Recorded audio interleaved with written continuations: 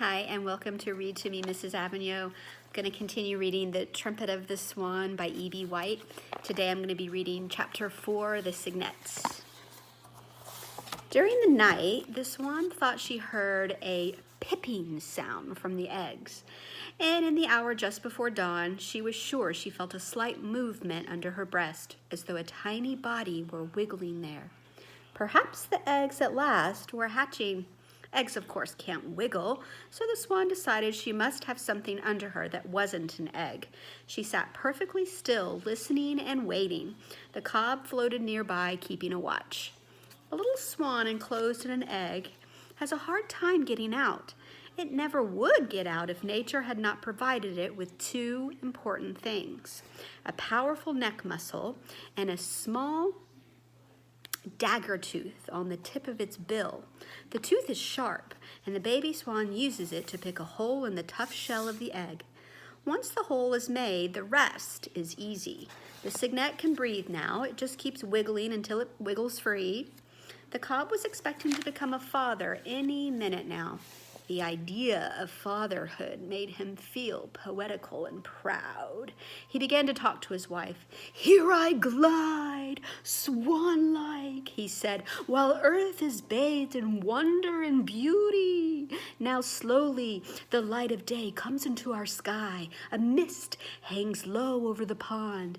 The mist rises slowly like steam from a kettle, while I glide, swan-like, while eggs hatch, while young swans come into existence. I glide and glide. The light strengthens. The air becomes warmer. Gradually, the mist disappears. I glide, swan-like. Birds sing their early song. Frogs that have croaked in the night stop croaking and are silent. Still I glide, ceaselessly like a swan."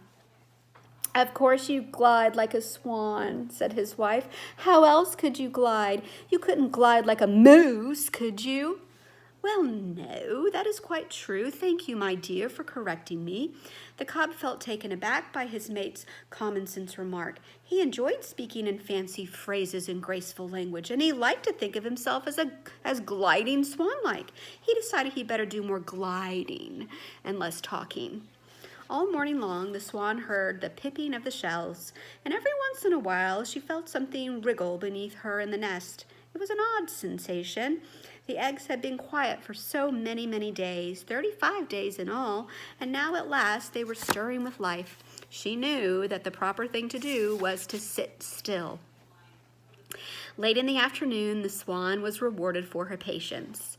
She gazed down, and there, pushing her feathers aside, came a tiny head, the first baby, the first cygnet.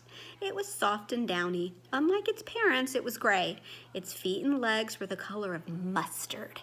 Its eyes were bright. On unsteady legs, it pushed its way up until it stood beside its mother, looking around at the world it was seeing for the first time.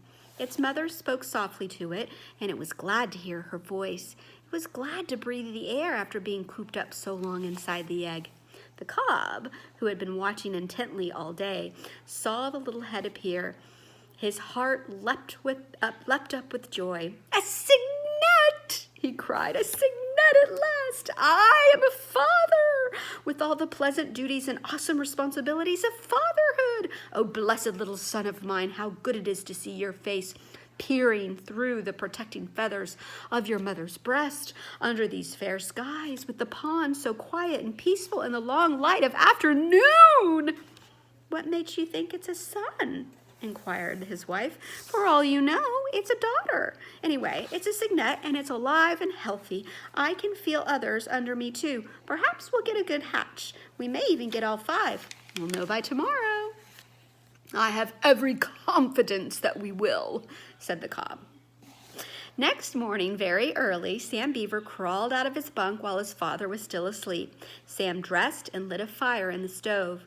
He fried a few strips of bacon, toasted 2 slices of bread, poured a glass of milk, and sat down and ate breakfast. When he was through, he found a pencil and paper and wrote a note.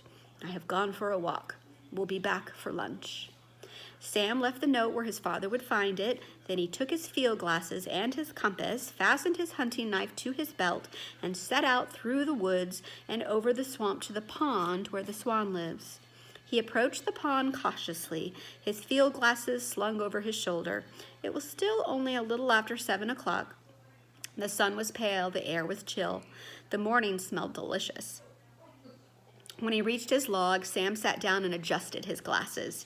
Seen through the glasses, the nesting swan appeared to only be a few feet away. She was sitting very close, not moving.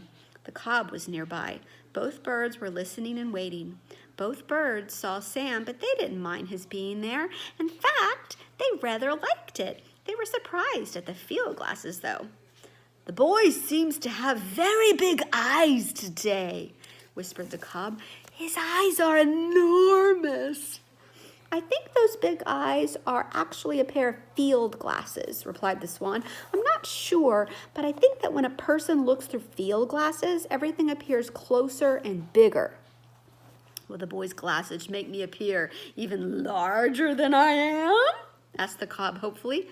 "I think so," said the swan. "Oh, well, I like that," said the cob. "I like that very much. Perhaps the boy's glasses will make me appear not only larger than I am, but even more graceful than I am. Do you think so?" "It's possible," said his wife, "but it's not likely. You'd better not get too graceful. It might go to your head. You're quite a vain bird." "All swans are vain," said the cob. "It is right for swans to feel proud, graceful. That's what swans are for." Sam could not make out what the swans were saying. He merely knew that they were having a conversation, and just from hearing them talk stirred his blood. It satisfied him to be keeping company with these two great birds in the wilderness. He was perfectly happy. In mid-morning, when the sun had gained the sky, Sam lifted his glasses again and focused them on the nest. At last, he saw what he had come to see. The tiny head thrusting through the mother's feathers, the head of a baby trumpeter. The youngster scrambled up onto the edge of the nest. Sam could see its gray head and neck, its body covered with soft down, its yellow legs and feet with their webs for swimming. Soon another cygnet appeared, then another. Then the first one worked his way down into his mother's feathers again for warmth. Then one tried to climb up his mother's back, but her feathers were slippery, and he slid off and settled himself nearby at her side. The swan just sat and sat, enjoying her babies, watching them gain the use of their legs. An hour went by. One of the cygnets, more daring than the others, left the nest and teetered around on the shore of the little island. When this happened, the mother swan stood up. She decided the time had come to lead her children into the water. "Come on," she said, "and stay together. Note carefully what I do. Then you do the same. Swimming is easy."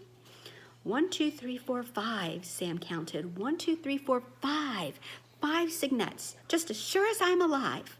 The cob, as he saw his children approach the water, felt that he should act like a father. He began by making a speech. "Welcome to the pond and the swamp adjacent," he said. "Welcome to the world that contains this lonely pond, this splendid marsh, unspoiled and wild. Welcome to sunlight and shadow, wind and weather. Welcome to water.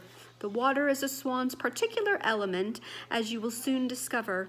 Swimming is no problem for a swan. Welcome to danger, which you must guard against. The vile fox with his stealthy tread and sharp teeth. The offensive otter who swims up under you and tries to grab you by the leg.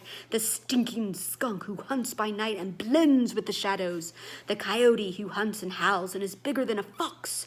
Beware of lead pellets that lie on the bottom of all ponds, left there by the guns of hunters. Don't eat them, they'll poison you. Be vigilant, be strong, be brave, be graceful, and always follow me. I will go first, then you will come along in single file, and your devoted mother will bring up the rear. Enter the water quietly and confidently." The mother swan, glad the speech was over, stepped into the water and called her little ones. The cygnets gazed for a second at the water, then tottered forward, gave a jump, and were afloat. The water felt good, Swimming was simple, nothing to it. The water was good to drink. Each baby dipped up a mouthful. Their happy father arched his long, graceful neck over and around them protectively. Then he set off very slowly, with the Cygnets following along in single file. Their mother brought up the rear. What a sight, Sam said to himself. What a terrific sight. 7 trumpeters all in line, 5 of them just out of the egg. This is my lucky day. He hardly noticed how stiff he had become from sitting so long on the log. Like all fathers, the cob wanted to show off his children to somebody, so he led the Cygnets to where Sam was. They all stepped out of the water and stood in front of the boy, all but the mother swan. She stayed behind. "Quaw!" said the cob. "Hello," said Sam, who hadn't expected anything like this and hardly dare breathe. The first Cygnet looked at Sam and said, "Beep." The second Cygnet looked at Sam and said, "Beep." The third Cygnet greeted Sam the same way. Beep. So did the fourth. Beep. The fifth Cygnet was different. He opened his mouth, but didn't say a thing. He made an effort to say beep, but no sound came. So instead, he stuck his little neck out, took hold of one of Sam's shoelaces, and gave it a pull. He tugged at the lace for a moment. It came untied. Then he let it go. It was like a greeting. Sam grinned. And here's a picture of that.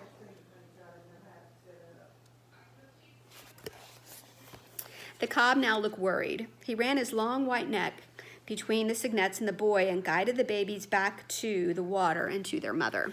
"Follow me," said the cob, and he left them full of grace and bursting with pride. When the mother thought her young ones had had enough swimming and might be chilly, she stepped out onto a sandy shore and squatted down and called them.